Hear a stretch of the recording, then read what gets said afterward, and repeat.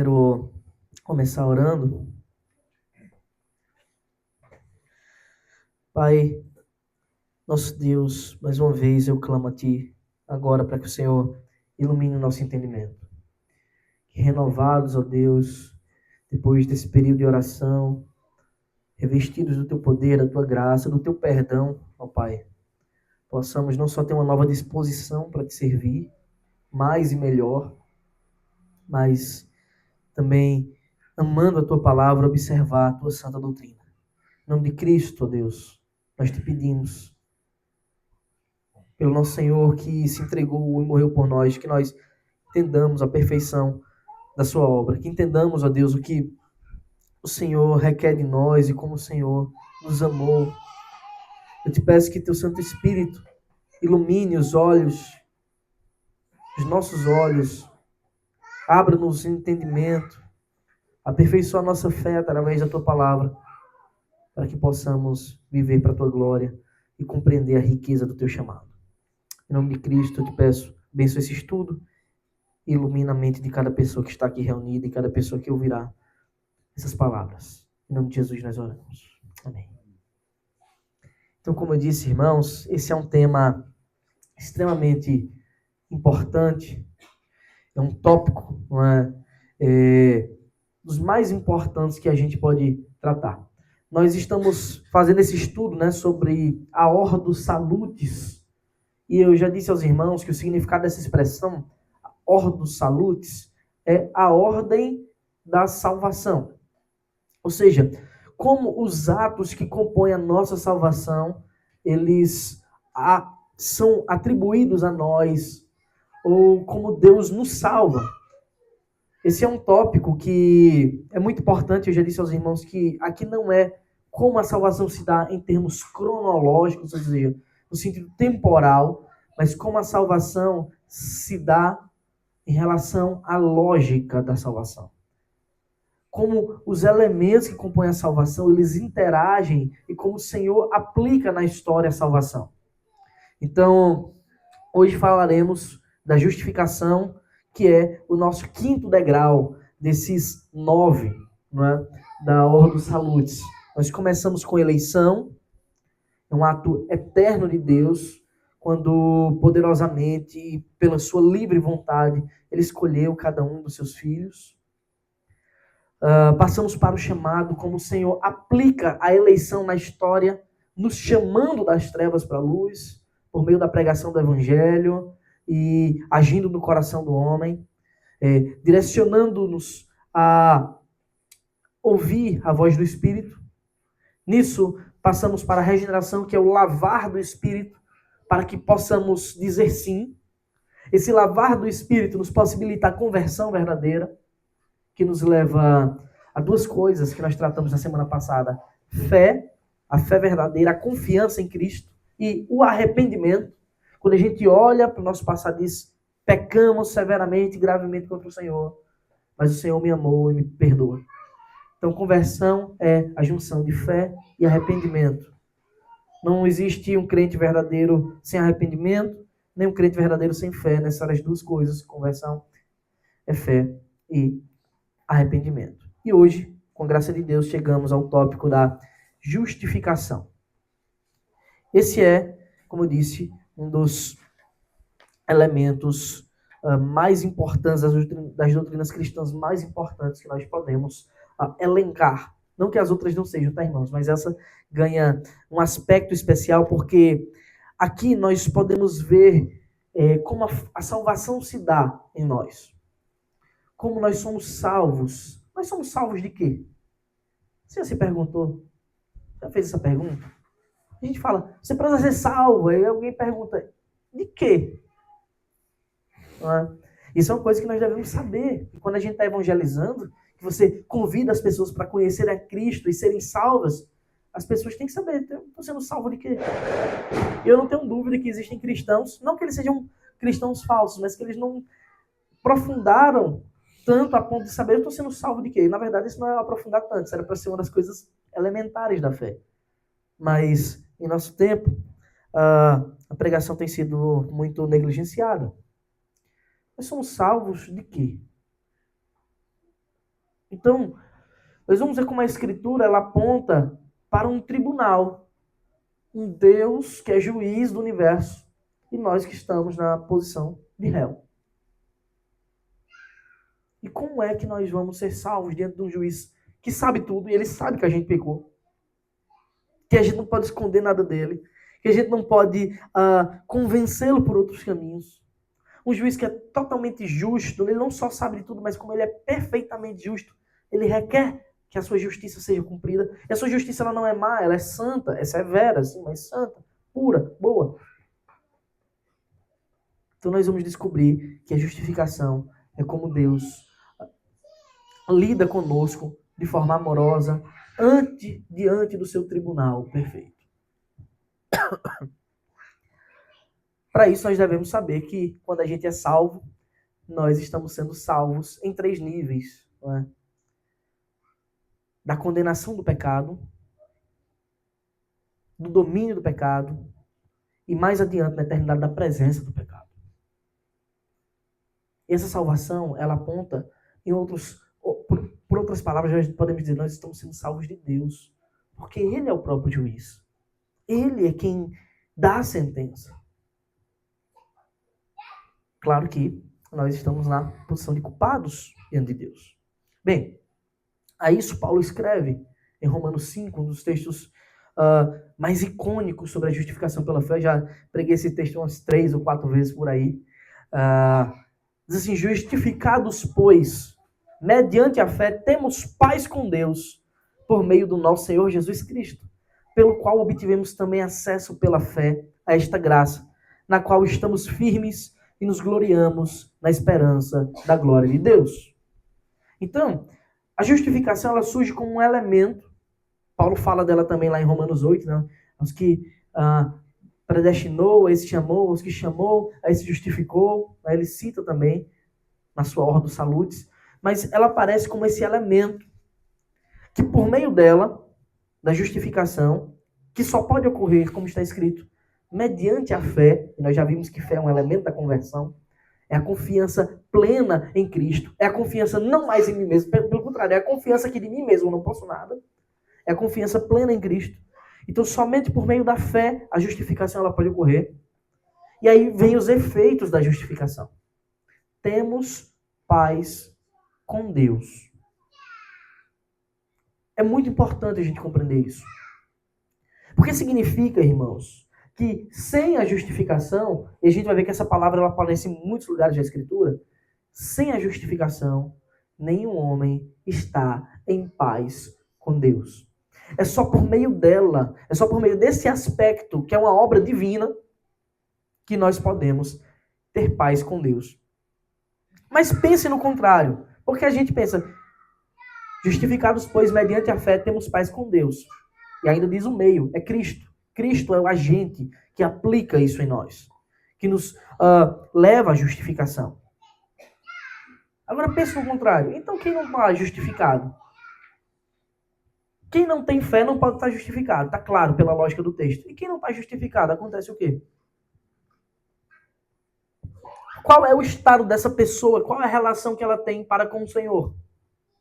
Veja, se é por meio da justificação que temos paz com Deus, aqueles que não estão justificados, a recíproca é verdadeira.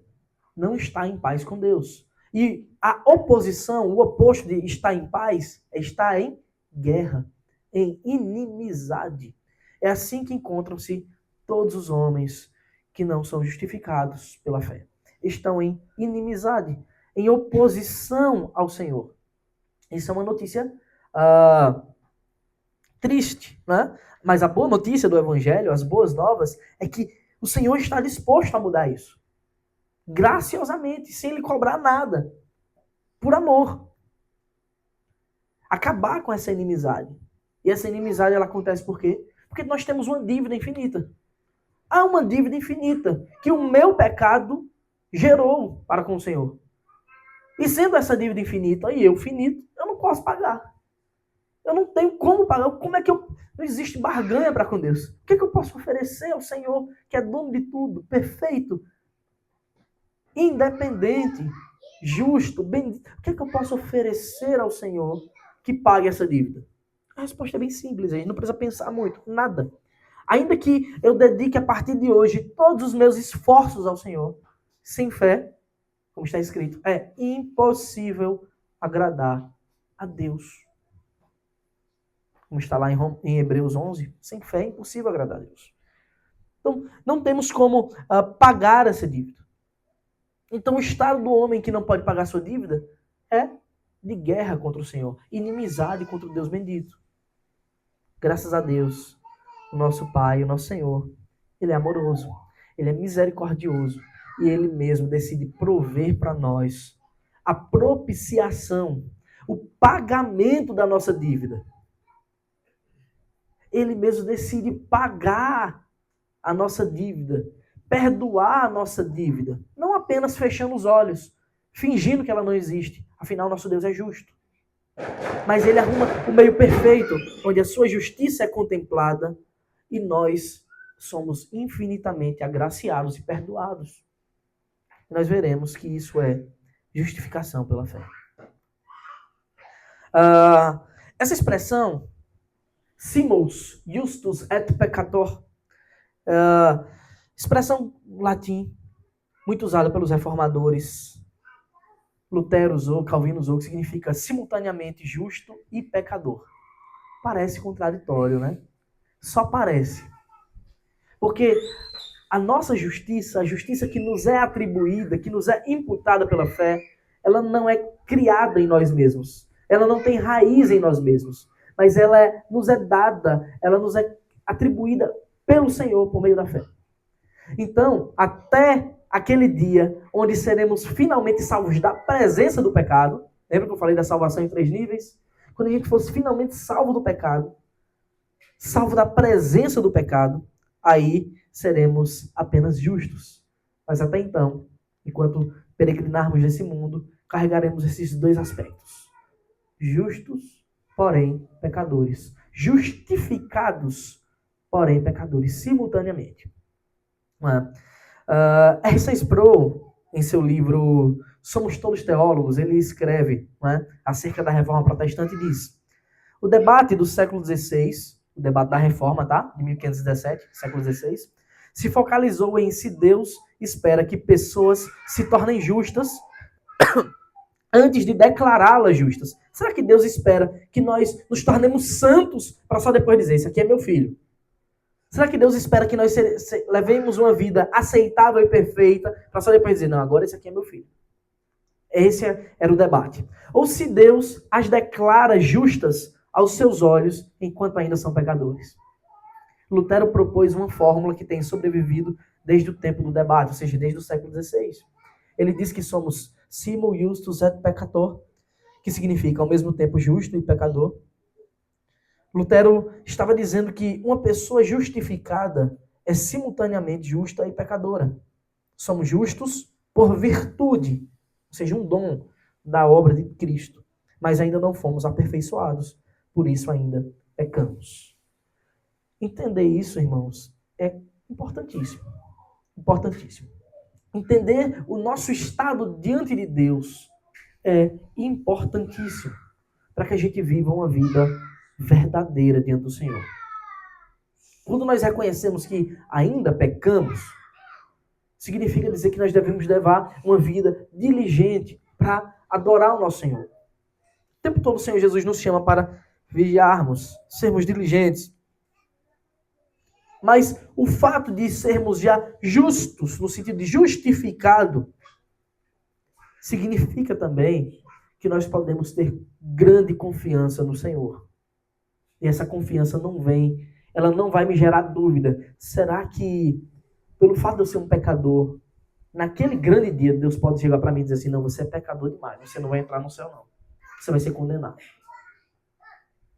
A gente não precisa ter esse medo.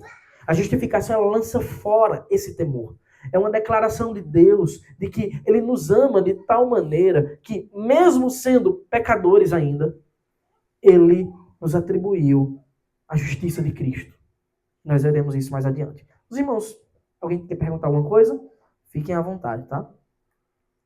A palavra justificar, do grego, como está escrito no Novo Testamento, dikaiou, tá? Segundo o léxico, né, o dicionário, né, o lexicon do Novo Testamento em grego, apresenta esses dois primeiros. Existem outros significados, mas todos eles bem parecidos, né? Diz que ser justificado, o significado dessa palavra, ser ou tornar-se judicialmente vindicado como tendo cumprido os requisitos da lei de Deus. É isso que é ser justificado. É você ser aceito como alguém que cumpriu os requisitos, mesmo que você não tenha de fato cumprido eles. Por quê? Porque outro cumpriu em seu lugar. Então, quando Deus olha para nós, irmãos, sim, nós pecamos, por isso nós nos arrependemos, confessamos os nossos pecados sempre que entramos na presença de Deus, mas quando o Senhor vê do céu, a gente pode usar essa analogia. Ele não olha e vê Mário, uma bola de pecado, uma bola de iniquidade. Ele olha e vê Cristo. Você pode parecer, será que é isso mesmo? É isso, exatamente isso. Foi exatamente assim que Deus lidou figuradamente, né? Claro, isso aconteceu, mas isso era uma figura da justificação lá no Egito. Quando o Senhor mandou a 10ª praga, o destruidor, para matar todos os primogênitos. Quando ele passava aqui, viu o sangue do cordeiro, ele não olhava o primogênito lá dentro. Ele olhava assim, um cordeiro, um primogênito já morreu. Ele viu o sangue. E é isso que o Senhor vê quando ele olha do céu. Ele vê o sangue de Cristo no celão. Ele não olha para Mário, porque se ele olhar para Mário, eu estou perdido. No sentido dos meus pecados, de atribuir culpa a mim. Eu estou perdido, porque eu não posso pagar essa dívida. Mas quando ele olha do céu, ele vê Cristo. Isso não é porque Deus é cego, irmãos. Isso é porque ele decidiu voluntariamente atribuir a justiça de Cristo a nós. Isso é amor. Isso é graça. Então, justificar. Pronunciar um veredito no qual alguém está em plena conformidade com os requisitos da lei de Deus. É isso quando a gente chegar no tribunal de Deus eterno. Todos os crentes passarão pelo tribunal de Deus, está o juízo final, irmãos. Não é só os ímpios, não. Porque no juízo final, 2 tribunais são erigidos. Um para a condenação dos ímpios e um para a salvação dos justos. Um para a entrega dos corpos glorificados dos justos. Então, quando o Senhor olhar para nós, eles vão dizer assim, você cumpriu, não você necessariamente, mas alguém cumpriu plenamente a lei no seu lugar. A sua dívida foi totalmente paga pelo meu Filho, Cristo. Como nós temos acesso a esta graça? Paulo escreveu lá, por meio da fé. Nós nos gloriamos na esperança da glória de Deus. E por isso que nós temos acesso pela fé a essa graça. Somente pela fé nós podemos participar dessa graça, desse favor de Deus, de cumprir tudo em nosso lugar, por amor. Então, o que é a justificação? Wayne Grudem, né, teólogo batista, na sua teologia sistemática, ele escreve: podemos defini-la, justificação, da seguinte maneira.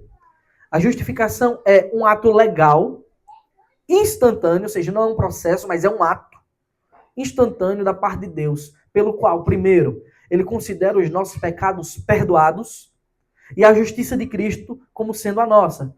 E segundo, declara-nos justos diante dele. Essas duas coisas acontecem. A justiça de Cristo é atribuída a nós somos perdoados, e segundo, ele nos declara justos diante dele. E é incrível isso, irmãos, quando a gente para pensar nas escrituras, nos textos da Bíblia. Porque a nossa concepção de alguém justo é alguém que está em conformidade com a lei. Fulano é justo. Ele é colocado em dilemas, mas ele sempre obedece certinho o que a lei diz. Não é? Só que nós nos conhecemos e nós sabemos que nós não somos isso. De nós mesmos. E Deus decidiu enviar seu Filho para cumprir essa justiça em nosso lugar. Então ele decide nos declarar, ele nos dá uma declaração de justiça. Uma declaração. É como se você tivesse uma dívida muito grande e uma pessoa que gosta muito de você vai lá e paga a sua dívida. Ela diz assim, paguei a dívida, agora faz o seguinte, me dê um recibo, porque eu estou dando esse presente para ele, ele não sabe. Talvez ele venha aqui pagar, tentar pagar, ele não vai conseguir, talvez ele venha tentar pagar aqui. Então me dê o recibo, que eu tenho como garantia de que isso foi cumprido. E esse recibo nos é dado. Uma declaração de que estamos agora isentos da lei. De que Cristo cumpriu, isentos da condenação. Que Cristo cumpriu ela em nosso lugar. Então, A justificação é uma declaração legal. Importante a gente entender isso. Romanos 8, versículos 33 e 34, o apóstolo Paulo diz o seguinte: quem tentará acusação contra os eleitos de Deus? É Deus quem os justifica. Quem os condenará? É Cristo Jesus quem morreu, ou melhor, quem ressuscitou, o qual está à direita de Deus e também intercede por nós. Então, esse é mais um texto sobre a justificação pela fé. E se os irmãos lerem a carta aos Romanos, verá que esse é um dos temas centrais dessa carta, um dos livros bíblicos da Bíblia, né? Todos são importantes, mas isso que a gente diz é um dos mais importantes, que tem muita doutrina para nós, né? De como Deus nos salva, de como Deus age. Você vai ver que esse é um dos temas centrais dessa carta. Justificação pela fé. Quem intentará acusação? Observe o caráter legal daquele que acusa. Quem é que pode acusar? Quem intentará acusação contra os eleitos de Deus? É uma pergunta retórica para dizer, ninguém pode mais lhe acusar. Significa dizer que ninguém pode dizer assim, você está agindo errado. Não é isso. É que diante do tribunal de Deus, ninguém pode convencer ao Senhor de lhe condenar. Se Cristo de fato morreu por você. Se você de fato é um servo de Deus, um filho de Deus, um convertido. Esse é o caráter legal. Quem pode intentar uma acusação? Quem é esse promotor que acusará? Não há. Porque o que Jesus fez, o que Deus fez, né, quando ele diz assim, é Deus quem o justifica nesse ato da justificação, é um ato, é um decreto que é imutável. Aquilo que Deus fez, ele não muda. Então temos aqui esse contraste com a condenação. Ninguém pode acusar os eleitos de Deus, porque Deus decidiu salvá-los e já declarou eles como justos. E observe que a justificação, ela não atinge o mundo inteiro, ela atinge os eleitos de Deus, como o texto diz, né? Quem intentará acusação contra os eleitos de Deus? Essa proteção do Senhor, essa bênção, essa graça imutável na qual nós estamos guardados pelo sangue do Cordeiro, não é para todo mundo. Mais uma vez, é para os eleitos de Deus. Para aqueles que de fato o Senhor chamou desde a eternidade para o servir. E ele diz mais, é Deus quem o justifica. Observe quem é o autor desse ato. O ato da justificação, o ato de dar uma declaração de justiça, de dizer, ele agora é meu. Ele agora foi justificado. Cristo pagou toda a sua dívida. Quem é que faz isso? Deus. É um ato divino. Então Paulo faz a pergunta, quem os condenará? Porque se ninguém pode intentar uma acusação contra os eleitos de Deus, porque Deus é o juiz, que dirá quem poderá condená-los? Quem é que pode condenar? Se só Deus é juiz, e ele não aceita nem mais a acusação do acusador contra nós. É dito, é Cristo Jesus quem morreu.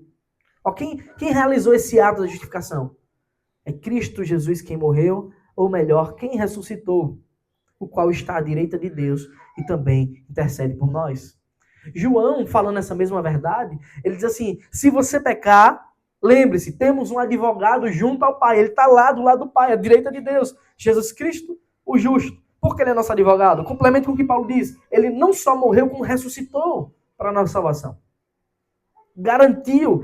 Esse Jesus é quem morreu, significa dizer que ele pagou a nossa pena. A pena do nosso pecado era pena de morte. E Cristo paga essa pena. Ele morreu e a sua ressurreição significa dizer, o Senhor aceitou o seu pagamento. Por isso ele está à direita de Deus e lá ele intercede por nós como nosso advogado fiel. Então, essa é a resposta de Deus à obra de Cristo, que nos é aplicada pelo Espírito Santo. Observe como a Trindade é reunida no Salmo. Cristo vem cumprir a nossa pena. Deus, o Pai, aceita e dá a declaração de justo, porque o Espírito Santo age em nosso coração e aplica essa obra no que a gente já viu, chamado, regeneração, conversão. Então, é uma obra de Deus, a Trindade reunida, perfeita e justa para salvar. Isso é uma grande bênção, meus irmãos, uma graça de Deus. Então, a justificação é uma obra graciosa.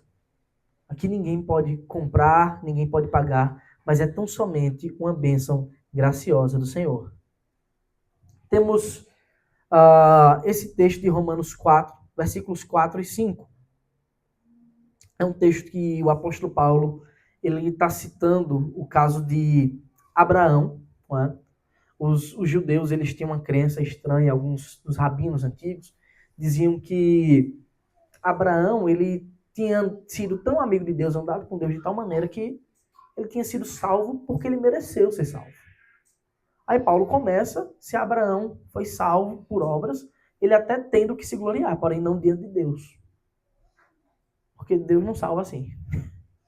Então Paulo continua e ele diz assim, ora, quem trabalha, ele faz uma parábola, né? Ele faz uma comparação com um trabalhador. Quem trabalha, o salário não é considerado como favor, mas como dívida. Não é? Imagina aí, ó, Gabriel, que é empresário, né? Tem vários funcionários. Aí Gabriel disse assim, eu estou lhe fazendo um favor no final do mês, de lhe pagar o salário. É um favor. Não é um favor, não. É uma dívida. Se você trabalhou, no final das contas, você merece receber o salário. Será que com Deus é assim? Será que alguém pode trabalhar de tal maneira nesse mundo a ponto de chegar no céu e dizer, agora, Senhor, o Senhor tem que me salvar? Não estou lhe pedindo um favor, não, é dívida. Se eu fiz pelo Senhor, agora o Senhor faz por mim. Alguém pode fazer isso diante de Deus? É evidente que não. Então Paulo está desconstruindo essa teologia errada que foi montada por séculos. Aí ele vai mais, ele vai além. Agora apresenta a graça. Mas para quem não trabalha, não é uma pessoa que vive sem trabalhar, não. Que não serve ao Senhor, não. Mas não quem não trabalha para comprar, né? Não faz a barganha. Mas para quem não trabalha, porém crê naquele que justifica o ímpio, a sua fé lhe é atribuída como justiça.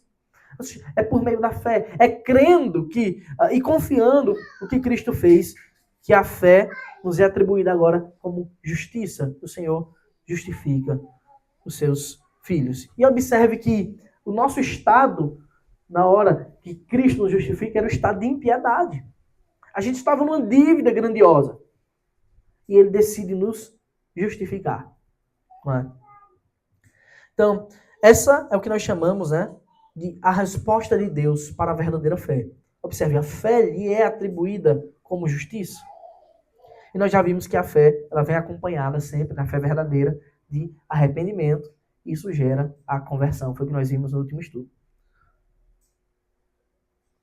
Então pense nessa escadinha. Antes da fundação do mundo, Deus escolheu. Predestinou os seus filhos, os eleitos. No devido tempo, na história, usando de todos os meios que estão diante do Deus Supremo e Poderoso, ele chama os seus eleitos. Levanta homens, pecadores também, para lhes pregar o Evangelho. Faz o chamado externo, venha, arrependa-se, converta-se. O Senhor os convida para tirar esse fardo pesado e receber o de Cristo, que é um jugo suave, um fardo leve. E o Espírito Santo age no coração desse pecador e tira o véu, tira as escamas dos olhos, ele diz a verdade. E crê. E ele crê porque a um passo que o Espírito Santo está fazendo, ele está regenerando, está purificando, está limpando, está removendo o coração de pedra e colocando de carne. É um ato soberano de Deus. O que esse pecador faz? Quando isso é tirado dos olhos dele, que ele agora é regenerado, ele pensa, meu Deus, eu desperdicei boa parte da minha vida pecando, eu me arrependo, e agora eu corro para os braços de Cristo com fé. E aquele que faz isso convertido, essa confiança da fé, a todo esse que faz esse caminho para o Senhor, ainda que não saiba que o caminho é esse, porque na hora a gente só está ouvindo o Evangelho, o Senhor declara justo. De modo que há festa no céu, há alegria no céu por um pecador que se arrepende. A justificação também é chamada, na boa teologia, né, de justificação forense. Que é isso? É um termo que é usado para os tribunais, para um tribunal. Tá? E lembre-se que isso é interessante porque há uma grande contribuição, né, do Império Romano nesse aspecto, pelo menos que nós usamos para comparação, né? Que foi a questão do direito, né? Que vem do direito romano, que tinha todo esse linguajar. E a gente consegue fazer essas parábolas. Deus usa isso, nessa forma de nos explicar como ele nos justifica. Então, a justificação ela é forense. O N. Gruden escreve, nesse sentido, de justificar, Deus emite uma declaração legal a nosso respeito. É por isso que os teólogos também têm dito que a justificação é forense, em que o termo forense significa relacionado a um processo legal. Então, é como se estivéssemos diante de um processo legal. Todos os homens têm seus pecados patentes aos olhos de Deus e caminham, ainda que não saibam, caminham para o tribunal de Deus. Inevitavelmente, crendo ou não, todo mundo caminha para o tribunal de Deus. Onde vão ter que arcar, como o Senhor disse, que vai julgar cada um segundo as suas obras. É um processo legal. É um processo legal no qual o juiz não tem um fio sequer de corrupção. No qual o juiz ele é infinitamente justo e severo nos seus juízos, como diz a nossa confissão. Ele é santo, perfeito. Como é que você faz nesse processo legal? É simples. Ou você tem o advogado certo ou você não tem. E só tem um advogado possível, que é Cristo. E é interessante que esse advogado age de uma forma um pouquinho diferente, né? Ele não apenas defende, argumentando, debatendo diante do Pai. Ele é aquele que efetivamente paga a dívida. Se sacrifica, diz assim, eu vou cumprir a pena no lugar dele. Ele veio e cumpriu. E nós só podemos ter esse advogado pela fé. Se a gente crê, de fato, que Cristo fez isso. Então, é importante que a gente saiba também que há uma diferença entre a justificação e a regeneração. Nós já estudamos a regeneração, que é esse lavar do Espírito, não, o lavar regenerador do Espírito. E algumas pessoas podem confundir regeneração e justificação, mas são atos distintos. E a Escritura apresenta eles como atos distintos. Né? O John Murray escreve que não podemos confundir essas doutrinas e dá a seguinte definição. Regeneração é um ato de Deus em nós. É o Espírito Santo lavando-nos. Nos lavando por dentro. É o ato feito em nós. E a justificação é um julgamento de Deus a nosso respeito. Então, a regeneração é o que Deus faz em nós e a justificação é o que o Senhor diz a nosso respeito, declara a nosso respeito. Importante. Claro que é uma sequência. Primeiro é necessária a regeneração para depois a justificação. Mas a gente não pode confundir essas duas coisas. Elas têm caráter e natureza diferente. Bom? Pode falar.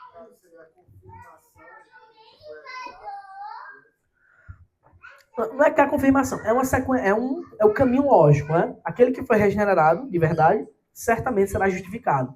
Só que são elementos diferentes. A regeneração é o Espírito Santo nos purificando por dentro, nos tornando receptíveis à palavra de Deus. A justificação é Deus dizendo, sua pena já foi cumprida por Cristo. Você está livre da condenação da lei. Entendeu? Para mim que era o contrário, que era, por exemplo, quando a gente abre o nosso, a gente enxerga, recebe o Espírito Santo, mas a gente já está justificado. Depois veio o processo da regeneração. Não fez mais sentido desse? Não é o contrário. Primeiro a gente é justificado, ou a gente é regenerado. Isso é porque o processo da regeneração é o que me leva a ter fé. Né? Não tenho como ser justificado antes de ter fé. É a regeneração que me faz ouvir a Escritura e com fé crer. Então é necessário isso, né? Vou tentar fazer uma explicação mais absurda. Imagine alguém ser justificado antes de ouvir o Evangelho. Ele nem ouviu o Evangelho e já está justificado. Só depois que ouviu o Evangelho. Não combina, né? Fica mais absurdo assim pra gente ver. Né? A regeneração, ela é a resposta, quer dizer, quando o Senhor nos chama, né, a gente dá a resposta ao Evangelho. Com sim. Isso é possível por causa do lavar regenerador do Espírito. A regeneração é o quê? É o nascer de novo. A gente estava morto espiritualmente. Eu não tenho como ser justificado morto espiritualmente. Então Deus nos ressuscita pela fé. A gente responde ao Evangelho, sim, e somos justificados. Às vezes esses atos são praticamente instantâneos. Só que é bom a gente saber diferenciar e entender que uma coisa leva a outra para a gente não confundir esse processo. Tá? Senão a gente pode misturar as coisas, né? E cair em algumas definições erradas mais adiante. Então, primeiro somos regenerados, depois somos justificados. Tá? No sentido lógico da ação divina. Então, justos diante de Deus. O N. Gruden diz ainda, na declaração legal de justificação da parte de Deus, ele declara especificamente que somos justos diante dele, aos olhos dele. Tá? Essa declaração inclui dois aspectos. Primeiro, significa que ele declara que não temos pena alguma a pagar pelo pecado, ou seja, nossa pena já foi totalmente paga, estamos isentos da condenação, incluindo os pecados do presente, do passado e do futuro. Então, esse é o primeiro ponto. É Deus declarando, olha, você não tem mais dívida comigo. Sua dívida foi paga. É importante a gente entender isso, irmãos. Isso é crucial para a fé verdadeira. Porque algumas religiões ditas cristãs, como o catolicismo romano, posso dar esse exemplo, ele não acredita que é assim. Ele acredita numa justificação processual. O que é uma justificação processual? E é claramente uma confusão, né? Quanto à boa teologia, eles não entendem a diferença entre justificação, que é um ato divino, e santificação, que é um processo. Tá? A santificação é como nós, mais na frente, é o próximo estudo, né? Vamos responder, acho que daqui a 2 semanas, como nós vamos responder. Como? Uma vez que você foi justificado, regenerado, salvo, você tem que odiar o pecado. Você tem que ver que o pecado é mau. E começar a se despojar dele. Paulo ensina isso. Eu esmurro a minha carne, eu não permito, eu me devoto ao Senhor para que isso não aconteça, para que a gente não entristeça o espírito. Tá? Isso é santificação, um processo que inicia no dia da nossa conversão até a nossa morte. Esse processo deve ser progressivo na vida do cristão. Só que a justificação não, é uma declaração, é Deus dizendo, sua pena foi paga. Como o catolicismo romano, olha como é importante a gente entender e como isso é importante na história. Como o catolicismo romano entende a salvação não pela fé, não um ato gracioso de Deus, mas pelas obras, é necessário que você mereça, tem um caráter meritório na salvação católica. Ele pensa, se é necessário que você mereça, algumas pessoas elas ouvem a palavra de Deus, creem, mas elas ainda não são salvas. Elas têm que começar a trabalhar, porque é fé mais obras para o catolicismo. E quanto ela vai estar trabalhando, os seus atos de justiça, né, suas boas obras, entre aspas, vai ajudando elas a expurgar, a limpar o pecado aqui na terra. Então, quanto mais ela trabalha, mais santa ela vai ficando. E sua justificação vai sendo completada. Vocês estão entendendo? Então, para eles, a justificação é um processo. É por isso que algumas pessoas morrem e eles pensam, a justificação desse aí não foi completada. Onde é que ela vai completar? No purgatório. Lá ela sofre um pouquinho até pagar o resto que falta. Isso é um absurdo. Porque a salvação fica sendo um mérito. E como é que eu pago uma dívida infinita com Deus? Pode falar, né? Eu vou estender um pouquinho o estudo aqui. Estenda. Acho que pode ser que algum irmão também possa chegar nesse texto assim como eu cheguei hoje. Sim. Se não tiver uma compreensão correta, acaba tendo muita confusão, né? Sim. Em relação à interpretação do texto. Coincidência, eu li ele hoje. Que é Tiago 2. Tiago 2. Sobre as obras, né? Beleza. Eu posso ler o texto? Vamos fazer o seguinte. Deixa eu encerrar. Eu vou para esse texto. É inevitável a gente tratar dele. Daqui a pouquinho? É importante. Hoje eu vou deixar ele aberto aqui. Tiago 2, 19, né? Se você não ler com a base correta, você interpreta totalmente. Isso. Inclusive, eu não estou lembrado se eu citei aqui. É Tiago 2, 14 ao 25. Esse, inclusive, é um texto que Lutero demorou um tempo para aceitar como sendo canônico, né? Ele queria dizer que era um texto que não era para estar na Bíblia.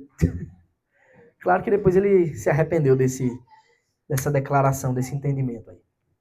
Mas veja, o catolicismo romano entende assim.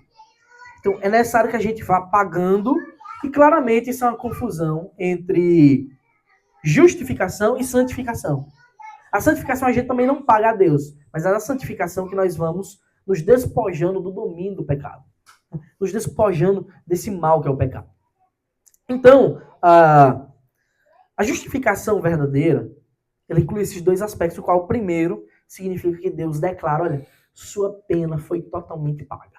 Para o catolicismo é como se a pena não fosse totalmente paga. Fosse assim, eu vou caminhando, e quanto mais próximo de Deus eu vou seguindo, a minha pena vai diminuindo. É uma coisa assim absurda, né? Que é mais uma barganha com Deus, como se Deus precisasse de alguma ação nossa, né, para a sua justiça ser satisfeita. Então, observe o que Paulo diz, tá? Romanos 8:1 é uma declaração. Paulo está escrevendo para uma igreja, para pessoas que vão ler, que são convertidas a Cristo. Agora, pois, já não existe nenhuma condenação para os que estão em Cristo Jesus. Quem está em Cristo não tem condenação mais para pagar. Por quê? Porque Cristo pagou. Pagou efetivamente, verdadeiramente, por tudo que a gente já fez. Por aqueles que estão nele. Então, pensar que ainda há alguma condenação para a gente pagar nessa vida pelos méritos é absurdo. E é blasfêmia contra Deus. Tá? Mas eu vou chegar no texto de Tiago, que é muito importante. Paulo diz mais, Romanos 8, de 31 a 34. Que diremos, pois, então, à vista dessas coisas? Se Deus é por nós, quem será contra nós? Em outras palavras, se o juiz já nos declarou justos, que promotor pode se erguer nesse mundo para apontar o dedo para nós? Aquele, e olha como Deus fez isso. E olha, é por isso que Paulo ele faz essa expressão, que diremos, pois, à vista dessas coisas? Ele faz essa expressão assim, como é que nós podemos, o que é que a gente ainda pode dizer diante de toda essa exposição do evangelho que ele já tinha feito nos capítulos anteriores? Lembra que aquele capítulo 5, né? Justificados, pois, mediante a fé, temos paz com Deus, ele já passou dessa parte. Que diremos, pois, à vista disso tudo? Aí Paulo lembra o que é que Deus fez. Lembra o que é que Deus fez por você. Ele não poupou, aquele que não poupou o seu próprio filho, Cristo, mas por todos nós o entregou. Será que não nos dará graciosamente com ele todas as coisas? Observação. Importante. Deus está falando aqui de bens materiais que ele vai lhe dar? Não, ele está falando de salvação. As coisas, dos dons espirituais, da bênção de servi-lo. Quem intentará acusação contra os eleitos de Deus? Olha o texto, o conteúdo do texto. É sobre o tribunal de Deus. Quem pode acusá-los? É Deus quem os justifica. Quem os condenará? É Cristo Jesus, quem morreu, ou melhor, quem ressuscitou, o qual está à direita de Deus e também intercede por nós. Então está claro que essa declaração de justiça ela é absoluta, ela é única e cabal, é perfeita. Tá bem? Então, o perdão dos pecados passados. Isso é um ponto que acontece na justificação. É a primeira parte da obra de Deus da justificação. O perdão dos pecados. Ela não é toda, tá? Talvez alguém pense assim, sou justificado, então significa dizer que eu tenho um perdão dos pecados. É. Você é justificado e tem um perdão dos pecados. Mas isso não é a justificação completa. Isso é uma parte da justificação. Ser perdoado dos pecados é uma parte. Imagina aqui, você tem esses tracinhos aí, esses sinaizinhos de menos, que são os pecados que você tem. O que acontece quando você é justificado é que esses pecados, no segundo quadro, eles somem. Cristo paga, anula a sua dívida. E em Colossenses é dito que ele levou o nosso escrito de dívida, ele anulou, ele rasgou a nossa dívida, ele encravou na cruz e pagou. Então, essa é a primeira parte da obra da justificação, mas ela não é a obra completa, irmãos. Se isso aí fosse a obra completa, qual era a consequência pra gente? É que a gente ia ser só moralmente puro. A gente ia estar neutro, tá? Mas a neutralidade me garante salvação? Não, a neutralidade me garantia estar como Adão esteve. Antes da queda. Podendo cair de novo. Passível de queda novamente. De falha. Então, a purificação, o pagamento dos pecados é importantíssimo. Mas ela não é o único ponto da justificação.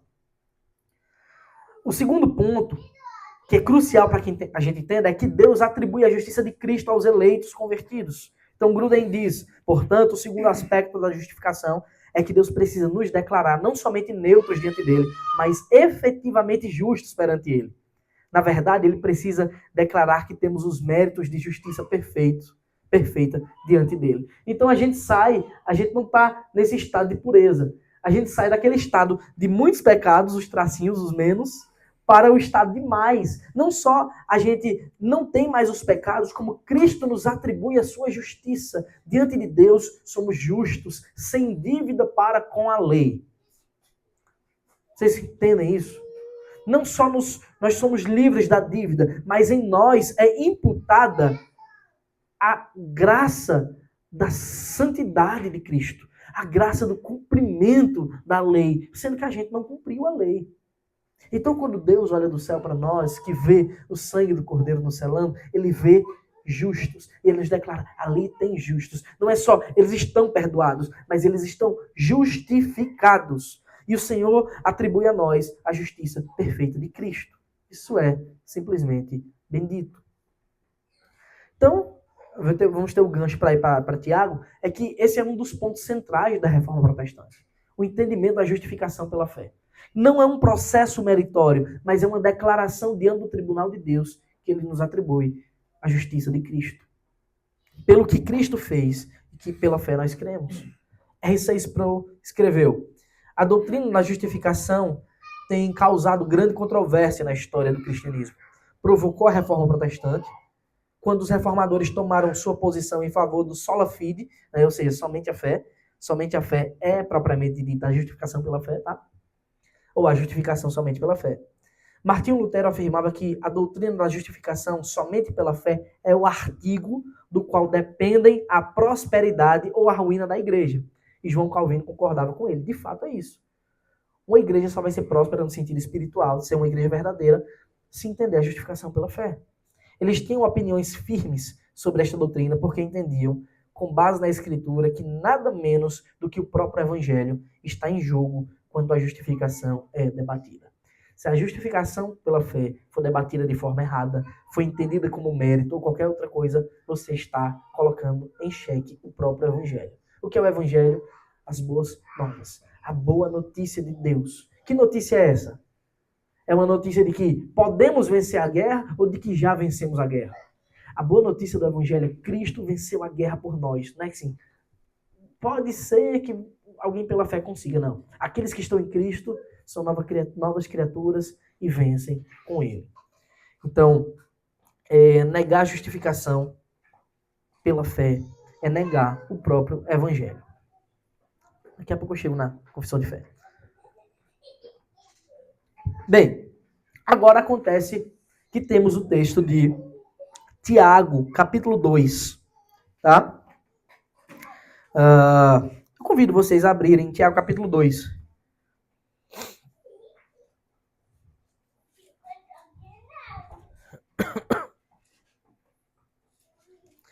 Primeira coisa que nós devemos fazer quando vamos interpretar um texto da Bíblia é reconhecer o contexto.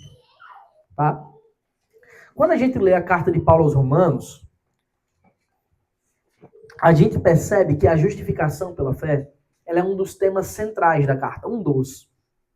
Paulo está mostrando teologicamente, né, esmiuçadamente a doutrina da salvação pela fé em Cristo. Né? Então Paulo está fazendo isso aos Romanos, a gente enxerga isso e a nossa interpretação é de que é uma carta doutrinária com ensinos específicos sobre a salvação pela fé. Quando nós vamos ler a carta de Tiago, por exemplo, é uma carta com ensinos práticos de convivência da igreja. De como nós, como cristãos, devemos conviver uns com outros. Você vê Tiago falando sobre o perigo da língua, né, das fofocas, o perigo de você receber algumas pessoas melhor que outras porque elas aparentam ter mais dinheiro. Né? Então você vê que é uma carta relacional. Então, para a gente interpretar corretamente, ainda que termos semelhantes sejam usados, nós devemos interpretar no devido contexto. Tiago é uma carta, podemos dizer assim, mais prática, né? Mas ainda assim teológica, importante. Então alguém pode ler esse texto que diz, a partir do versículo 14, peço que vocês acompanhem. Meus irmãos, qual é o proveito? Observe o que ele diz. Se alguém disser, ele não está dizendo que essa fé é verdadeira, viu? Se alguém disser que tem fé, mas não tiver obras, será que essa fé pode salvá-lo? Será que essa fé pode salvar alguém que diz que tem fé, alguém que até está no corpo de Cristo, na igreja ali? Será que essa fé é a fé que salva? Aí ele continua, se um irmão ou uma irmã estiverem com falta de roupa e necessitando do alimento diário, e um de vocês lhe disser, vão em paz, tratem de se aquecer e de se alimentar bem. Só fala, da boca para fora. Mas não lhes dão o necessário para o corpo. Qual é o proveito disso? Veja que a exortação de Tiago é sobre um cristianismo prático. Uma vida cristã prática, confirmada não pelas palavras falsas, mas pelas obras, pelas atitudes. Qual o proveito disso? Assim também, a fé, se não tiver obras, por si só está morta. Numa leitura descuidada, isso tem que ser uma leitura descuidada. Como Lutero leu descuidadamente esse texto. Alguém pode pensar, Paulo e Tiago estão entrando em contradição. Paulo diz que a salvação é somente pela fé. Tiago diz que a fé sem obras é morta. Então, o que é isso que Tiago está dizendo? Irmãos, não é outra coisa. Ajeita aqui, Gabriel. Não é outra coisa, senão que as obras, elas atestam se de fato a fé que nós possuímos é verdadeira. Tiago não está dizendo assim, as suas obras comprarão a salvação. Ele está dizendo que uma pessoa que diz ter fé em Cristo, e o que é ter fé em Cristo? É ter se arrependido dos seus pecados, é ter corrido para os braços de Cristo como seu único provedor. Ele está dizendo que uma pessoa que tem essa fé verdadeira, a fé que converte, ela jamais vai olhar para uma pessoa necessitada e dizer assim, vai em paz, se vire, cuide de sua vida. Então, a fé sem obras, ela é morta nesse sentido. O que Tiago está dizendo não é que as obras compram a salvação, até porque ele não está falando de salvação. Né? Ele está dando exemplos práticos, né? E dizendo que a pessoa que tem uma fé falsa, essa não é salva. Então, ele está dizendo assim, essas pessoas que têm uma pseudo-fé, só da boca para fora, mas que sua vida não foi transformada pelo Evangelho, elas não são salvas. A fé sem obras, ela é morta. Porque a fé verdadeira, ela muda um cristão, não só no linguajar, mas a sua vida é mudada de tal modo que a gente não pode suportar ver o engano, ver o erro e não se compadecer. Ver um irmão necessitado e não fazer nada. Então, de fato, se alguém diz assim, eu sou cristão, aí você vê a vida do cara, não tem mudança nenhuma, porque é justamente a palavra fé, no sentido original, verdadeiro, metanoia, né, como a gente já viu, ela envolve uma mudança de vida, de caráter, de perspectiva. E a pessoa não teve mudança nenhuma. O que Tiago está dizendo é mais que verdadeiro. Esta fé está morta. Então, o que é que evidencia uma fé verdadeira? O que é que evidencia um cristianismo verdadeiro? Não foi só Tiago que disse isso, irmãos. Foi Cristo. Cristo diz assim, pelos seus frutos os conhecereis. Isso é o julgar santo que nós devemos fazer. Para saber se estamos lidando com crentes ou não. Então a fé sem obras, ela é morta. Aí, versículo 18, Tiago continua, ele vai além. Veja que ele está exortando firmemente a igreja para que ela não seja hipócrita. Para que não seja exatamente aquilo que Cristo denunciou dos fariseus. Mas alguém lhe dirá, você tem fé e eu tenho obras. Mostre-me essa tua fé sem obras, e com as obras eu lhe mostrarei a minha fé. Aí, perfeito. Veja que essa pessoa não está dizendo assim, eu não tenho obra, eu não tenho fé, eu só tenho obras. Ela está dizendo assim, com as minhas obras eu mostrarei a minha fé. Como é que a gente demonstra, irmãos, que nós cremos em Cristo? Alguém enxerga a fé? Como é que a gente demonstra isso? A gente demonstra vivendo para a glória de Deus. Isso nos ensina que o cristianismo não é uma religião de teoria. O cristianismo verdadeiro é prático. A salvação verdadeira, ela é prática. Quando a gente é salvo e recebe a fé verdadeira, a regeneração nos é dito que nós nascemos de novo. E alguém que nasce de novo, nasce com um propósito, com uma perspectiva nova. Não é? Então, Tiago continua mostrando os aspectos da fé falsa. Olha a fé falsa como é. Você crê que Deus é um só, faz muito bem. Até os demônios creem e tremem. Eu citei esse texto na semana passada, quando eu falei sobre fé. A fé verdadeira não é só o crer. Por isso que Tiago está apontando a fé falsa, a fé sem obras. Porque a fé verdadeira é aquela que não só crê, porque tem que crer, mas ela também confia e se entrega verdadeiramente a Cristo. Alguém que só crê, faz muito bem. É o básico, porque até os demônios fazem isso. Aí Tiago vai além. Olha como é uma exortação firme. Ele não está lidando aqui com os elementos da justificação pela fé. Ele está mostrando que existem falsos cristãos dentro da igreja. Seu tolo, olha a expressão que ele usa, seu tolo, versículo 20. Você quer ter certeza de que a fé sem obras é inútil? Por acaso não foi pelas obras que Abraão, o nosso pai, foi justificado quando ofereceu seu filho Isaque sobre o altar? Aí a gente lê esse texto e pensa, meu Deus, entrou em contradição. Foi por obras que Abraão... Paulo diz que foi pela fé. De novo, é o contexto pelo qual Tiago está lidando o tempo todo. Ele está mostrando como é que Abraão evidenciou que tinha fé verdadeira. Em Gênesis 12 está escrito lá, Abraão creu em Deus e isso lhe foi imputado para justiça. Mas como Abraão evidenciou isso? Como foi que Abraão provou a sua fé? Ele foi provado mais de uma vez. A primeira de todas foi Deus olhou para Abraão, lá em Ur dos Caldeus, e disse, Abraão, sai daí. Você vai sair agora da sua terra, da sua parentela, e você vai para um lugar que eu vou lhe dar por herança. É onde? Não, você vai ver. Você vai, primeiro saia, dê tchau a todo mundo e me siga, que eu vou mostrar. Isso é fé. Ele cumpriu obedientemente o que Deus mandou. Mas na frente, Deus disse, Abraão, eu vou lhe dar um filho. Você é velho, 90 anos, 100 anos, mas eu vou lhe dar um filho. E aí, como é que isso é possível? Você vai ver. Aí ele disse, Abraão creu em Deus, isso lhe foi imputado para a justiça. Mas daqui a pouco, Deus disse, lembra desse filho, Abraão, que você recebeu? Agora você vai fazer o seguinte, você vai pegar ele, vai lá no monte, Moriá. Você vai fazer o seguinte, você vai juntar um bocado de lenha e você vai matar seu filho. Você vai sacrificar o seu filho para mim. Aí ele disse, o quê? Abraão foi, obedeceu a Deus. E ele foi. E ele sabia o seguinte, eu vou matar Isaac, que Deus está mandando, e Deus mandou, eu tenho que obedecer. Isso é a fé verdadeira. E de algum modo eu vou voltar com Isaac vivo. Porque Deus disse que de Isaac ia me dar uma descendência. Se ele morrer e acabar aí, Deus vai estar mentindo. Eu sei que Deus não mente. Então ele foi. Ele sabia que de alguma forma ia ressuscitar Isaac, mesmo nunca tendo uma ressurreição antes na história. O autor aos Hebreus disse que de onde figuradamente de fato isso aconteceu. É como se Isaac tivesse ressurgido. E Deus, nós sabemos como Deus interviu.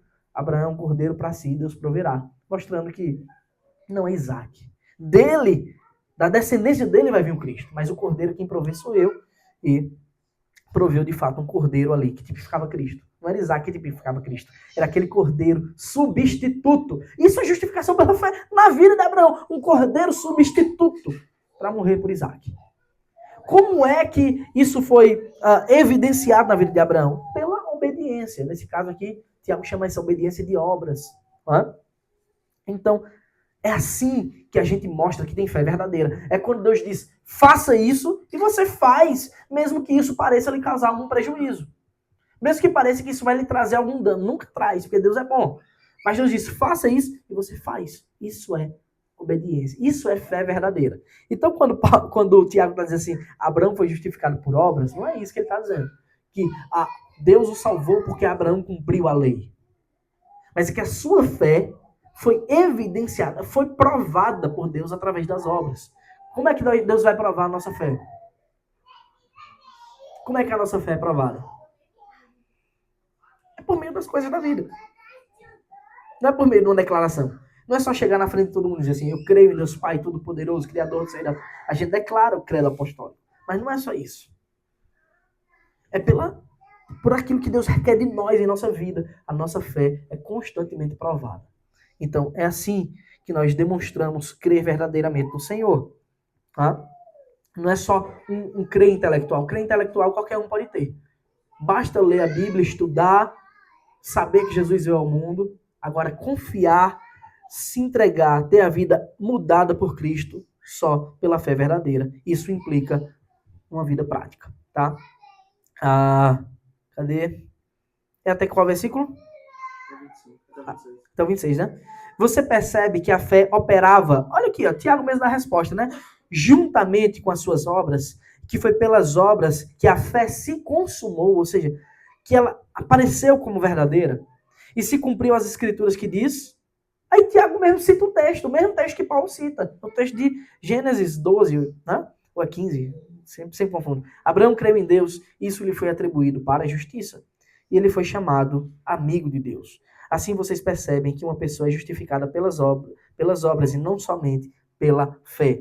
De igual modo, será que não foi também pelas obras que a prostituta Raabe foi justificada quando acolheu os emissários e os fez partir por outro caminho? Porque assim como o corpo sem espírito é morto, assim também a fé sem obras está morta. Então por que Tiago está dizendo isso? Porque ele está olhando para um bocado de gente que diz ser crente e que não estão vivendo a fé verdadeira. Estão descumprindo o básico. Então Tiago está dizendo, essa fé que vocês estão dizendo ter é falsa. E normalmente é assim, né? Quando a gente quer chamar a atenção para uma coisa, uma falha, a gente expande aquela parte que a gente está falhando e ganha um foco. Qual era a falha daquele povo? Uma fé falsa, sem obras. O que é que Tiago vai bater? Vai falar. Não era sobre a confissão. Tiago ele não precisava ficar falando sobre a confissão deles. Eles não estavam confessando um Cristo falso. Eles não tinham a vida de um cristão. Então Tiago vai mexer na parte que está defeituosa.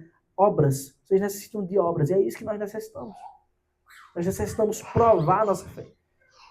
A gente pode ter a melhor doutrina do mundo, a melhor ortodoxia, o melhor ensino. Se isso não impactar a nossa vida de modo prático, para que a gente sirva verdadeiramente, em outras palavras, estamos dizendo que a fé que nós temos é morta, é inoperante. Isso não está em contradição com nenhuma parte das Escrituras. Cristo fala isso, pelos seus frutos os conhecerei.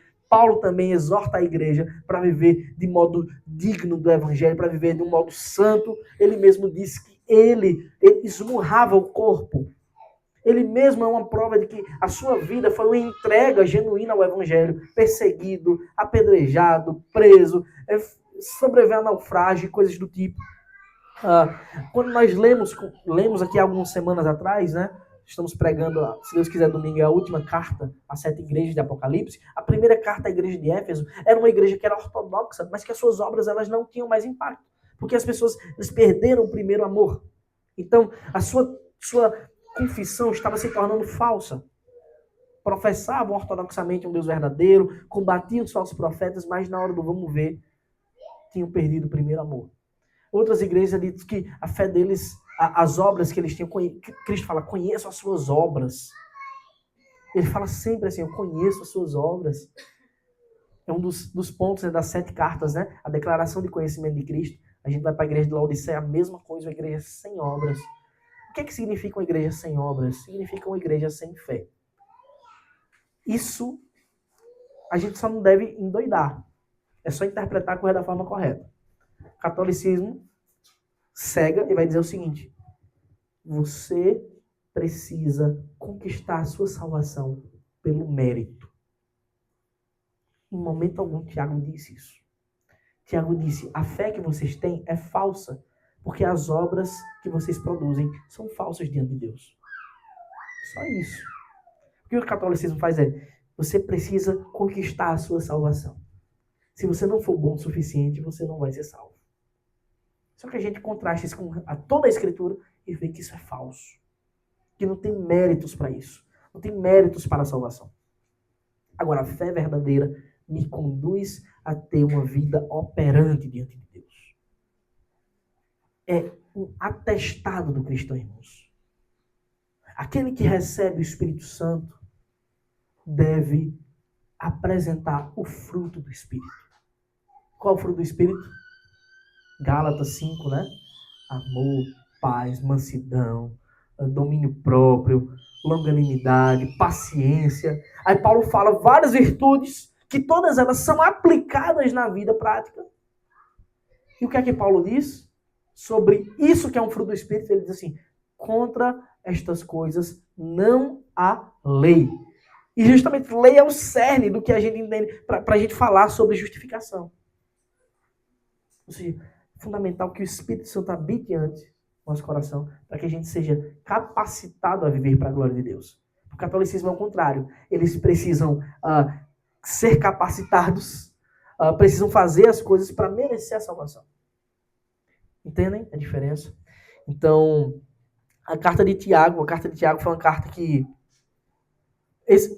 principalmente pelo capítulo 2, não é? É o contexto, que o contexto não é doutrinário sobre a salvação propriamente dita, né? É uma exortação de Tiago para dizer assim, Vocês estão achando que são salvos, né? Mas a vida de vocês diz o contrário. É isso que Tiago está dizendo. Pode falar.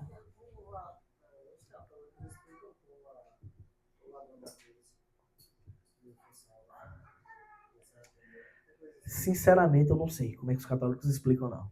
Não estou lembrado agora como é que eles explicam, não. Oi? Eu não sei, não. Não sei. Mas a lógica é que destrói toda a teologia deles, né? Porque ele não teve obra nenhuma, né? Hã? Isso. Tá? Cristo diz assim para ele, ainda hoje estarás comigo no paraíso, né? Aí o católico pensa, não, ele tem que ir pro purgatório primeiro. Tá? Tem uma coisa estranha, né? Enfim. É que a doutrina católica, infelizmente, é um poço de heresia, né? De erros, de engano, que enganou por séculos, né? Por mais de um milênio, na verdade. Mas, graças a Deus, o Senhor abre a nossa mente. Só para encerrar, a nossa confissão de fé sobre justificação, ela é longa, tá? São vários, eu botei só o primeiro parágrafo aqui, também não botei as referências, peço que os irmãos em casa olhem as referências direitinho. Diz assim, aqueles a quem Deus chama eficazmente, chamado, que a gente já lidou, e também livremente justifica, por meio da infusão de justiça neles, ou seja, Deus aplica a justiça de Cristo em nós, mas por perdoar os seus pecados e por considerar e aceitar as suas pessoas como justos, não por qualquer coisa neles operada ou por eles feita, ou seja, a justificação não é por causa do nosso merecimento, mas por causa de Cristo somente, não por lhes imputar como justiça a sua própria fé, o ato de crer ou qualquer outra obediência evangélica, mas pela imputação da obediência ativa de Cristo a toda lei e da obediência passiva em sua morte, por sua completa e única justiça pela fé. Fé esta que eles não têm de si mesmo, pois ela é um dom de Deus. Vocês vão ver que esses textinhos todos recortados, tem várias referências bíblicas, né? E eu deixo esse dever de casa para os irmãos, né, para estudarem a nossa confissão, mas é importante a gente saber disso. Aqui a gente vê um aspecto importante da justificação pela fé. Esse aspecto é a obra de Cristo, que nós dizemos que foi um sacrifício vicário, isto é, substitutivo. Né? Se a gente for lidar com esse ponto, ia alongar muito ainda o estudo. Né? Mas o cerne da justificação pela fé, quando Deus nos declara justo, Ele nos declara por causa da obra de Cristo feita em nosso lugar. Ou seja, a lei que você desobedeceu, Cristo obedeceu. A gente fala muito da morte de Cristo, né? Para pagar a nossa pena. A gente tem que lembrar que Cristo ele não só pagou a nossa pena, nos limpando o pecado. Afinal, Deus também nos atribui positivamente a sua justiça, como a gente viu nos gráficos, né? Porque Cristo ele também viveu plenamente obediente. Ele cumpre o pacto de obras que nós éramos incapazes de cumprir. Então ele cumpre a lei plenamente em nosso lugar e ele morre também cumprindo, pagando a nossa dívida. Então essas duas coisas são importantes, porque a obra inteira de Cristo é vicária, substitutiva. Né? Quando a gente estuda um pouquinho o catolicismo, que a gente lê lá que o Papa é considerado vicarius Filii Dei, né? Substituto do Filho de Deus, nós pensamos que isso é uma grande heresia, né? Uma vez que Cristo é quem nos substitui plenamente. Por fim, temos esse texto de Romanos 3, de 19 a 28, que é um texto que fala sobre justificação. Aí sim, o conteúdo do texto é justificação. É como nós temos uma dívida diante de Deus que só Cristo pode pagá-la. É um pouquinho diferente com Tiago, né? Que Tiago está exortando a igreja por uma fé falsa. Paulo ele está explicando o que é a fé verdadeira. Né? Se a gente conseguir colocar as coisas no devido lugar, a gente vai interpretar corretamente as Escrituras. Ora, sabemos que tudo que a lei diz é dito aos que vivem sob a lei, para que toda boca se cale e todo mundo seja culpável diante de Deus. Paulo está explicando, esse é o objetivo da lei, mostrar que ninguém consegue viver para a glória de Deus, mostrando que ser salvo por mérito é impossível, tá? Porque ninguém será justificado diante de Deus por obras da lei. Por quê? Pois pela lei vem o pleno conhecimento do pecado. É isso que a lei nos mostra, o pecado. Mas agora, sem lei é porque Deus tirou a lei? Não. É dito que sem necessitar do uso da lei, Deus faz essa obra. A justiça de Deus se manifestou. Sendo testemunhada, aqui que a lei entra, é uma testemunha, sendo testemunhada pela lei e pelos profetas. A gente já viu isso no Evangelho de Lucas, né? Moisés, no Monte da Transfiguração, e Elias, né, representando a lei e os profetas, né, testemunhando de Cristo. É a justiça de Deus, mediante a fé em Jesus Cristo, por todos e sobre todos os que creem, porque não há distinção. Por que não há distinção? Aí Paulo diz, pois todos pecaram e carecem da glória de Deus. Sem isso é impossível, né? Como é que a gente é justificado? Paulo diz, sendo justificados gratuitamente, ou seja, não é por mérito, ainda que as nossas obras evidenciem isso, que é o que Tiago está ensinando lá no seu texto. Sendo justificados gratuitamente por sua graça, mediante a redenção que há em Cristo Jesus, a quem Deus apresentou como propiciação. Essa expressão já era usada lá no Antigo Testamento para os cordeiros, né, que eram levados como propiciação, como substitutos para serem sacrificados. A quem Deus apresentou como propiciação no seu sangue, mediante a fé. Deus fez isso para manifestar a sua justiça, por ter ele, na sua tolerância, deixado impunes os pecados anteriormente cometidos, tendo em vista a manifestação de sua justiça no tempo presente, a fim de que o próprio Deus seja justo e o justificador daqueles que têm fé em Jesus. Observe que essa é uma obra não do homem, da justiça, da justificação, mas de Deus. Deus é o justo e o justificador daqueles que têm fé em Jesus. Então, essa é uma coisa fundamental, tá? A fé em Cristo. Onde fica, então, o orgulho? Foi totalmente excluído. Não tem como alguém se orgulhar, né? Uma vez que foi Cristo que fez, eu não posso dizer, eu sou bom demais, fui salvo. Por meio de que lei? A lei das obras? Não. Pelo contrário, por meio da lei da fé. Como concluímos, pois, que o ser humano é justificado pela fé, independente das obras da lei.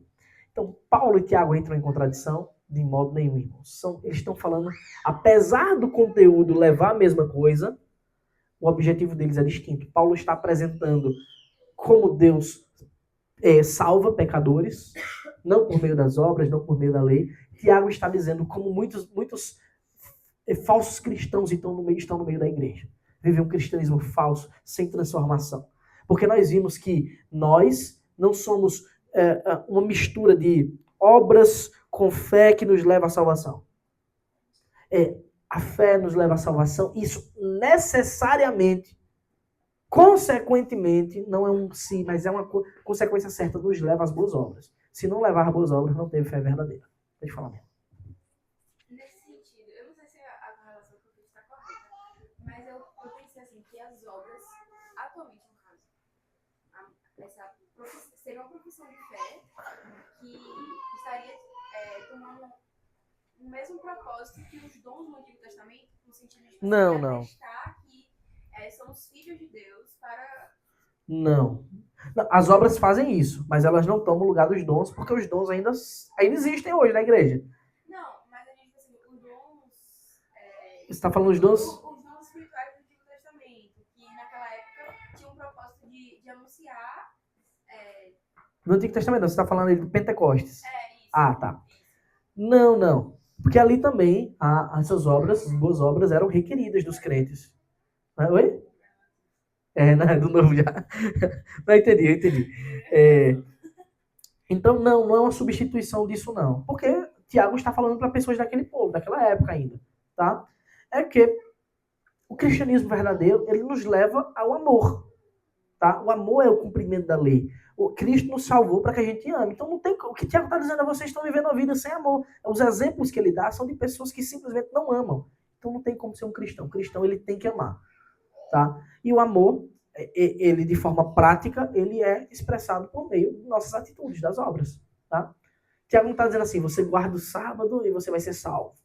Você deixa de mentir agora cabalmente, nunca mais mente, vai ser salvo. Né? Ele não está dizendo assim, ele não pega o decálogo e diz, se você cumpre isso aqui, arrisca e vai ser salvo. Ele está dizendo que existem pessoas no meio da igreja que dizem ter uma fé, até podem assumir alguns dons, receber alguns dons, porque, enfim, quem está no meio do povo de Deus é iluminado, mas a sua vida, ela não demonstra a salvação verdadeira, ela não demonstra que ela creu, que ela foi salva. Entendeu? É isso que o Tiago está batendo, uma vida sem cristianismo. Cara. É um cristianismo da boca para fora. Né? E Paulo não, ele está falando. Então, Paulo está falando da doutrina propriamente dita. Então não é uma que as obras hoje substituem isso, não. Pelo contrário. Até porque os dons ainda são vigentes. Eles não são vigentes como antes, são dons que são outros dons. Né? Deus dá dons para a igreja à medida que a igreja vai tendo necessidades. A nossa igreja tem necessidades e Deus tem dado dons a ela. Tem gente que prega, tem gente que ora uns pelos outros, tem gente que faz construção, tem gente que faz tudo. Né? Então Deus ele continua derramando seus dons. Aquele caráter sobrenatural de dons, que a gente pode falar em outro momento, não porque o período que a gente vive, né, com a escritura completa, aí tudo bem. Os dons revelacionais, eles caem em desuso porque a revelação a gente já tem, né, plena nas escrituras, né? Mas não é uma substituição, não. Naquele tempo, desde sempre, um servo de Deus verdadeiro que tinha que ter boas obras. Inclusive no Antigo Testamento. Né? Alguém que serve a Deus não podia viver uma vida desvairada. Né? Uma vida ímpia. Mais alguma pergunta? Pastor, os espíritos, eles têm outra vida, né? Eles se baseiam também em Tiago 2. É difícil dizer o que os espíritas pensam, porque existem diversas linhas, né? Kardecista, existe as linhas de matriz africanas e tudo mais. É difícil. Mas eu estou imaginando que você está falando do kardecismo, né? Que eles pensam assim, que a gente vai evoluindo, né? Reencarnando, encarnando, evoluindo, sendo pessoas melhores. Oi? Isso. Só que aí é diferente, né? Eles não têm a fé verdadeira em Cristo. Né? Eles pensam em Cristo como alguém que, Jesus como alguém que reencarnou muitas vezes e evoluiu, virou um espírito de luz, né? Mas eles não entendem Cristo como ele é. Está muito claro na Bíblia. Quem é Cristo? Deus. Segunda pessoa da Trindade, o Verbo eterno. Existia, ele é, antes da fundação do mundo, né? Desde a eternidade, ele é Deus. E decidiu ingressar na história voluntariamente, encarnou. A gente vai celebrar a encarnação de Cristo, no Natal. Se fez carne para substituir-nos. Essa obra toda aqui. É isso que o Natal é fundamental. O crente ele tem que celebrar o Natal não é só em dezembro, não, é todo dia. Né? Porque sem a obra de Cristo não haveria salvação. Sem a substituição, né? Sem o Verbo eterno se fazer carne, como João disse. No princípio era o Verbo estava com Deus, o Verbo era Deus. Ele se fez carne, habitou entre nós. Sem isso não haveria salvação. Porque a salvação se dá justamente porque Cristo nos substituiu. Ele primeiro se identificou conosco, fazendo-se carne, despojando-se da sua glória. Em seu estágio de humilhação, ele se identificou conosco para poder cumprir a lei em nosso lugar, pagar a nossa pena e assim nós podemos ser salvos. Então, primeiro foi necessária essa identificação de Cristo, né, como pecador. Não no pecado, mas em semelhança de carne, como Paulo diz em suas cartas. Né? Então, isso é totalmente contrário ao que os espíritas pensam. Eles não entendem Jesus como Deus eterno, como unigênito de Deus, como redentor, mas apenas como alguém de espírito evoluído. Então, nesse aspecto, eles tentam fazer boas obras para pensar assim, talvez eu mereça uma encarnação melhor, um lar de luz melhor. Tá? Veja, isso aí é uma crença que você não tem raiz. Não tem raiz. As pessoas imaginaram e criaram. Né? Usam alguns textos da Escritura porque a palavra de Deus é virtuosa, né? Então as pessoas vão querer usar alguns textos da Escritura, mas eu de antemão digo, né? Ou usa a Bíblia toda ou não usa nada. Eles distorcem, né, os textos? Fora de contexto. Eles não têm uma Bíblia, eles usam textos bíblicos, sabe? Isso, né? Para criar doutrinas. Mas o Allan Kardec ele tem um texto dele, né? O Evangelho segundo Allan Kardec. Eu lembro de uma professora de química que eu tinha, que ela parecia astro, né? E aí... Por exemplo, pontos fundamentais da religião cristã eles negam, né? Deus como criador, como deve ser, né? Eles têm uma teoria para a criação muito doida, por sinal. Oi? Ela falava de Jesus como algo supremo, sabe? Fala. E foi bem... Não, falam e até respeitosamente. Eles não são pessoas que desrespeitam. Mas tem uma crença errada. Tem uma crença errada e, infelizmente, é uma crença que ela é muito palatável, né? É legal, né? Porque, assim, parece ser virtuoso, né? Você precisa viver melhor. A gente também diz isso. né? Só que o viver melhor não vai lhe salvar. Você precisa de Cristo. Crê em Cristo. Aí sim, você deve, não é precisa, você tem que viver melhor. É uma obrigação do cristão ser santo. Ser uma pessoa do bem. Amar o próximo, é uma obrigação. Tá? E a gente deve fazer isso voluntariamente. A gente deve gostar de fazer. Alguém que é transformado vai gostar de fazer isso. Tá? Mas a gente não faz por uma barganha. A gente não faz para troca. O que Cristo fez é impagável. O que Cristo fez por nós, a sua graça, o seu amor, nos foi dado gratuitamente. Então, não tem como pagar, entende? Ainda que as pessoas tenham respeito. O catolicismo, eles não falam de Jesus desrespeitando. A cabeça deles estão respeitando, mas cometem heresias. As seitas que temos por aí, muitas delas, elas não fazem voluntariamente desrespeitando. Ainda que eles respeitem a fé verdadeira, mas elas não fazem com o intuito de desrespeitar. Entende? Então, é isso. São muitas visões distintas, né? Mas no que diz respeito às Escrituras, ou se crê que as Escrituras são a palavra de Deus, infalível, imutável, ou não. Né? Porque a própria Escritura que eles vão usar condena muitas das práticas, né? Das práticas, né? do kardecismo. Bem? Mais alguma pergunta?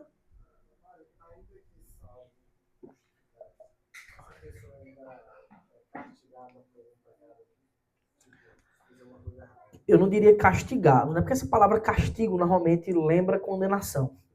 Não é? Mas os crentes são, sim, sofrem as consequências do pecado. A lei da semeadura, né? Você colhe aquilo que você planta. Então, sim, Deus pode amorosamente, ainda que severamente, amorosamente, nos punir, né? Nos disciplinar por causa dos nossos pecados. Né? Pode sim, tem muitos casos de crentes que, porque deixaram de vigiar, vacilaram em pecados e arcam, às vezes, com consequências de pecado que são do resto da vida. São consequências pro resto da vida. Tá? Mais alguma pergunta? Então vamos nos colocar de pé, né, para encerrar.